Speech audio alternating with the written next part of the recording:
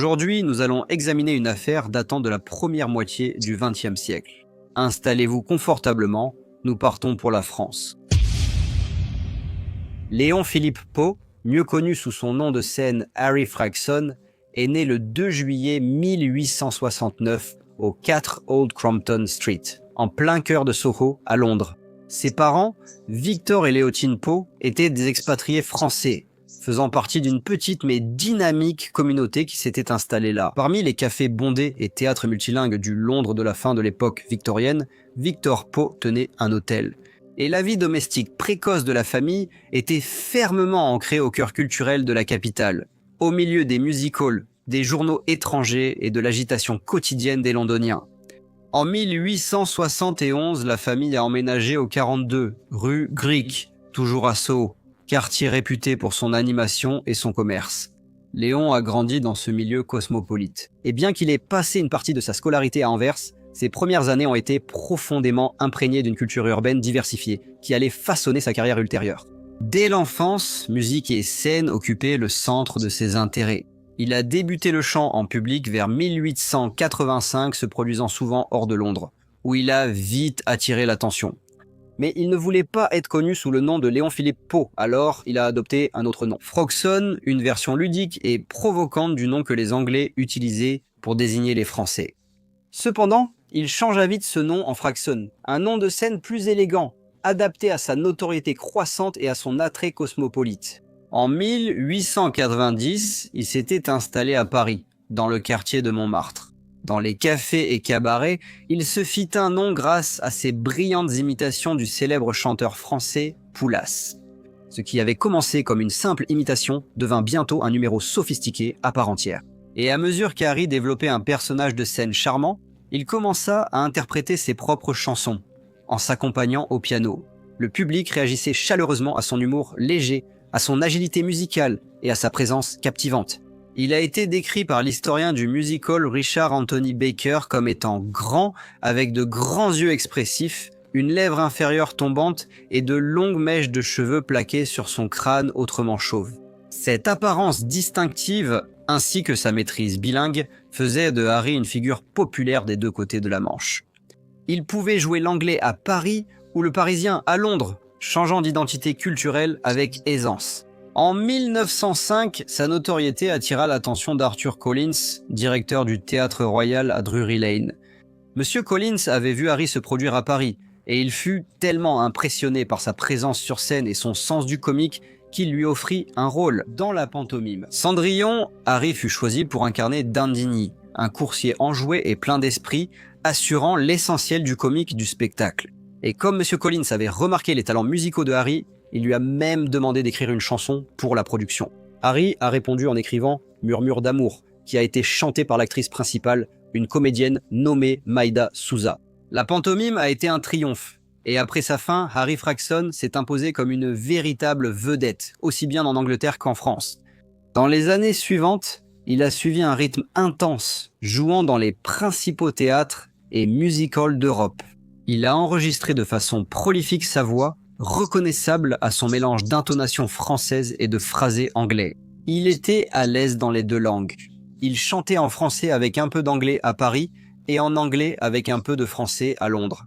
Début 1912, il a tourné en Écosse, au King's Theatre, où il est revenu en octobre 1913. À ce moment, son succès comme auteur-compositeur était bien connu. Il avait souvent collaboré avec le parolier Wharton David et Berly. Parmi leurs créations populaires figuraient les chansons Other Department, Please, écrites en 1910, ainsi que All the Girls Are Lovely by the Seaside et Hello, Hello, Who's Your Lady Friend. Toutes deux écrites en 1913, et cette dernière est devenue l'un de ses succès les plus durables. La même année, il est apparu dans un court-métrage français intitulé L'Entente cordiale, aux côtés du légendaire comédien Max Linder. On pouvait dire sans risque que Harry Fragson était célèbre.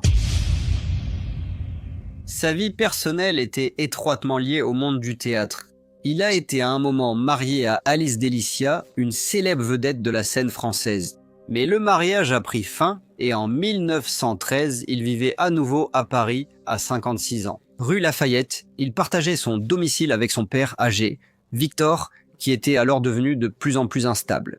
La mère de Harry était décédée 10 ans plus tôt. Cependant, son père, qui avait auparavant été un hôtelier prospère, était maintenant dans la 80aine et souffrait de ce qui semblait être des délires paranoïaques et un déclin mental. Harry essayait de s'occuper de lui, mais l'ambiance dans leur appartement à Paris était de plus en plus tendue. Les tensions montaient discrètement entre les deux hommes depuis un moment. Monsieur Paul était devenu mentalement fragile et méfiant, se fixant sur une idée qui semblait n'avoir aucun fondement dans la réalité. Que son fils avait une liaison avec une femme beaucoup plus jeune qui aidait parfois dans l'appartement, nommée Paulette Franck. Aucune preuve ne soutient cette affirmation, que la plupart des proches de la famille qualifiaient d'illusion. Victor était devenu obsédé par cette croyance. Ce qui avait commencé comme une jalousie vague s'était vite transformé en une conviction de trahison. Son comportement devint erratique et de plus en plus difficile à gérer.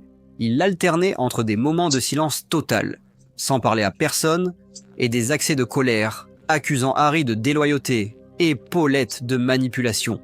Les amis de la famille commencèrent à le remarquer, certains confiant en privé qu'ils craignaient que l'esprit de Victor se détériore.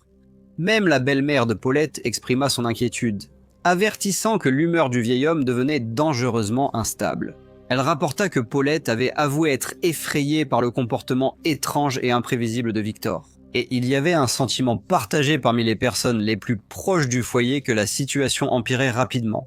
Ce qui rendait les choses encore plus difficiles, c'était que Harry venait tout juste de terminer une série de représentations réussies à l'Alhambra de Paris et se préparait maintenant à repartir en Angleterre, où il allait se produire pendant plusieurs semaines.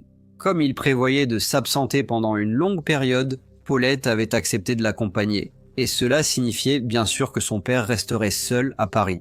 Inquiet à l'idée de le laisser sans surveillance, Harry prit des dispositions pour que M. Poe soit placé dans une maison de retraite pendant son absence. Cependant, lorsque Harry informa son père du projet, le vieil homme aurait supplié de rester dans l'appartement malgré les protestations de son fils. Harry, très inquiet pour la santé de son père, affirma que cela n'était pas possible. Le soir du 30 décembre 1913, Harry donna des billets à son concierge et à sa femme de chambre pour qu'ils puissent assister à sa dernière représentation à l'Alhambra et l'entendre chanter. C'était un geste aimable, mais cela signifiait que son père devrait rester à la maison ce soir-là. Après sa représentation, Harry rentra au 56, rue Lafayette. Lorsqu'il arriva devant l'immeuble, il monta les marches jusqu'à la porte. Il la trouva fermée à clé. C'était étrange car son père la laissait d'habitude ouverte en sortant. Il appuya de nouveau sur la sonnette, mais il n'y eut toujours aucune réponse. À l'intérieur, le père de Harry était assis à la table, puis se leva lentement. On ne sait pas s'il était perdu dans ses pensées, ou s'il avait simplement choisi de ne pas répondre tout de suite. Mais après une pause, il se dirigea vers la porte et la déverrouilla. Harry entra, visiblement agacé. Il était fatigué par la représentation et peut-être un peu irritable. Il fit une remarque cinglante, peut-être sarcastique, sur le fait d'avoir dû attendre, et son père répondit sur le même ton. L'irritation s'est vite dissipée, entraînant quelques mots amers. Ce n'était qu'une dispute de plus, et elle portait les marques usées de tant d'autres auparavant. Les mêmes griefs, la même fierté blessée. Soudain, ceux dans le bâtiment ont entendu ce qu'ils croyaient être un coup de feu. La première à découvrir ce qui s'était passé fut une jeune fille chargée temporairement de la conciergerie ce soir-là. Elle ignorait ce qui s'était passé à l'intérieur de l'appartement, mais quelques instants après le coup de feu, elle monta à l'étage car M. Poe avait reçu un télégramme. Cependant, elle fut choquée lorsque le vieil homme ouvrit la porte et montra Harry étendu sur le tapis. Il admit avoir tiré sur son fils. La jeune fille baissa les yeux et, en voyant Harry, trouva son visage semblable à de la cire. Il n'y avait pas de sang dessus, mais il semblait très lointain, comme si toute expression en avait été retirée. Monsieur Poe se tourna alors vers elle et lui dit qu'il valait mieux aller chercher la police. Muette, elle courut dans les rues cherchant de l'aide frénétiquement. Non loin de là, elle aperçut un agent en uniforme et, d'une manière très bouleversée, tenta d'expliquer ce qui s'était passé. L'agent agit immédiatement, envoyant un message au commissaire de police du district. En quelques minutes, le 56, rue Lafayette n'était plus simplement un immeuble d'habitation tranquille. Il était devenu le centre d'une enquête sérieuse. Les agents se sont déplacés rapidement dans la zone, cherchant tout ce qui pourrait aider leur enquête. À l'arrivée du commissaire, la scène restait sombre à l'intérieur. Il a organisé le transport du corps à la morgue, où les médecins ont examiné les blessures et ont constaté que Harry était mort d'une seule balle entrée dans sa tête, juste derrière son oreille droite. Pendant ce temps, Victor Poe est resté dans l'appartement, calme mais abattu. On lui a finalement demandé d'accompagner le commissaire au poste. Il acquiesça puis suivit, quittant l'appartement sans résistance. Interrogé, le vieil homme n'avait aucune confusion dans la voix, juste une résignation silencieuse. Il a dit aux enquêteurs qu'il venait juste de finir son dîner lorsque son fils a sonné à la porte à cause de sa peur des cambrioleurs. La porte était verrouillée et il lui a fallu un certain temps pour se lever, traverser le couloir et la déverrouiller. Selon le récit de Monsieur Poe, Harry est alors entré dans l'appartement en colère et a commencé à l'accuser d'être un vieil homme délirant qui se mêlait de sa vie. Regardant droit dans les yeux du commissaire, Monsieur Poe a dit « J'ai essayé d'expliquer, mais mon fils est devenu plus agressif. Il m'a traité de soulard. Finalement, poussé à bout, j'ai pris le revolver, non pas pour lui tirer dessus, mais pour me tirer dessus. Au moment où je levais l'arme, il est passé à côté de moi et m'a bousculé. Puis le coup est parti. » Le commissaire resta silencieux un instant avant de confirmer ce qu'il venait d'entendre et dit « Donc, vous dites que c'était un accident ?» Monsieur Poe acquiesça et d'une voix calme dit que c'était le cas. La police, cependant, n'était pas entièrement convaincue par cette version des faits. Le meurtre a choqué le public, mais beaucoup de proches de la famille n'étaient pas vraiment surpris. Victor Poe était depuis longtemps considéré comme mentalement instable, un homme obsédé par des idées étranges et convaincu que les autres étaient contre lui. Ses humeurs étaient imprévisibles. Et, avec le temps, son comportement était devenu de plus en plus instable. Il avait menacé plusieurs fois son fils et évoquait souvent son envie de mourir. Harry, de son côté, s'était confié à des amis en disant qu'il craignait que son père perde contact avec la réalité. Bien qu'il garde ses inquiétudes pour lui, ses proches le savaient. Il se sentait de plus en plus mal à l'aise chez lui, troublé par ce qu'il considérait comme le déclin lent mais constant de son père. Peu de gens ont cru la version des faits de Monsieur Poe paru dans la presse. Le concierge de l'immeuble a décrit Monsieur Harry Fragson comme un homme aimable et d'humeur égale, et a insisté sur le fait qu'à son avis, la fusillade n'était pas un accident. Les journaux français ont fait écho à ce point de vue. Le journal a rejeté les récits de Monsieur Poe comme étant froids et calculés, tandis que le Figaro a suggéré que l'acte avait été délibéré. Alimenté par des années de ressentiment enfoui, certains ont souligné la désapprobation de Victor envers la carrière théâtrale de son fils, une profession qu'il n'avait jamais acceptée et qu'il avait autrefois tenté de l'empêcher d'embrasser. Bien que les deux se soient ensuite réconciliés, beaucoup pensaient que la tension n'avait jamais complètement disparu. L'amertume avait peut-être disparu, mais elle persistait et a finalement ressurgi de façon violente et tragique. Monsieur Poe était arrêté et il fut décidé de l'emmener dans un hôpital psychiatrique où il pourrait être évalué par des professionnels de santé. La mort d'Harry Fragson a choqué la France et l'Angleterre. Plus de 50 000 personnes en deuil ont rejoint le cortège funèbre à Paris, qui a traversé les rues jusqu'à l'église Saint-Augustin. Il a été inhumé au cimetière du Père-Lachaise, parmi d'autres grandes figures de la culture française. 6 semaines après la mort de Harry, son père, Victor Poe, est décédé alors qu'il était sous soins psychiatriques. Il n'a pas été jugé pour le meurtre de son fils, déclaré inapte à comparaître pour raisons mentales et interné en asile. Après la fusillade, il était resté là-bas sous observation constante. Sa santé, déjà fragile, s'était rapidement détériorée et il est mort sans jamais avoir comparu devant un tribunal.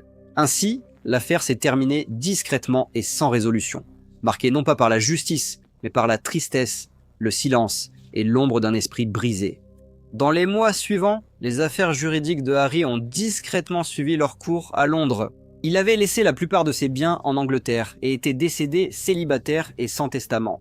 Dans des circonstances normales, sa succession serait revenue à son plus proche parent, donc dans ce cas, à son père, Monsieur Victor Poe. Il était aussi décédé sans jamais réclamer ses droits sur la succession de son fils. Sans testament et sans parents proches pour hériter, les biens de Harry qu'il possédait en Angleterre ont été officiellement remis à la couronne. Des lettres d'administration ont été accordées au solliciteur des affaires du Trésor de Sa Majesté, un fonctionnaire chargé de gérer ce type d'affaires. Ensuite, certaines personnes se sont présentées, prétendant être des parents éloignés, espérant récupérer l'argent laissé par Harry. Mais après enquête, il s'est avéré qu'aucune de ces personnes n'était réellement apparentée, et leurs demandes ont été rejetées. Les affaires de Monsieur Victor Poe étaient tout aussi sinistrement non résolues. Lui aussi était décédé sans laisser de testament, veuf sans famille survivante. La petite propriété qu'il avait laissée en Angleterre, tout comme le domaine de son fils, est également revenue à la couronne. Bien que sa vie ait été brutalement interrompue de manière aussi soudaine et tragique, Harry Fragson a laissé un héritage durable. Il était une figure unique qui reliait deux cultures, se produisant avec succès aussi bien à Paris qu'à Londres. Sa voix et ses chansons ont diverti des milliers de personnes, devenant une partie familière et appréciée de la tradition du music hall. Sa carrière a capturé l'esprit de l'époque, apportant joie et rires au public, pendant l'âge d'or vibrant du music hall. Sa mort tragique a ajouté une note de tristesse à son histoire et rappelle que derrière le succès, il y a souvent des luttes personnelles qui restent, parfois, cachées. Même aujourd'hui, Harry Fragson est rappelé non seulement pour ses talents, mais aussi pour la brève empreinte lumineuse qu'il a laissée sur le monde du spectacle du début du XXe siècle. Bonjour à tous et merci beaucoup de regarder. Si certains d'entre vous souhaitent écouter la musique de Harry Fragson, vous pourrez la trouver sur YouTube. N'hésitez pas à laisser vos commentaires ou suggestions, et j'espère vous retrouver tous dans le prochain Briefcase.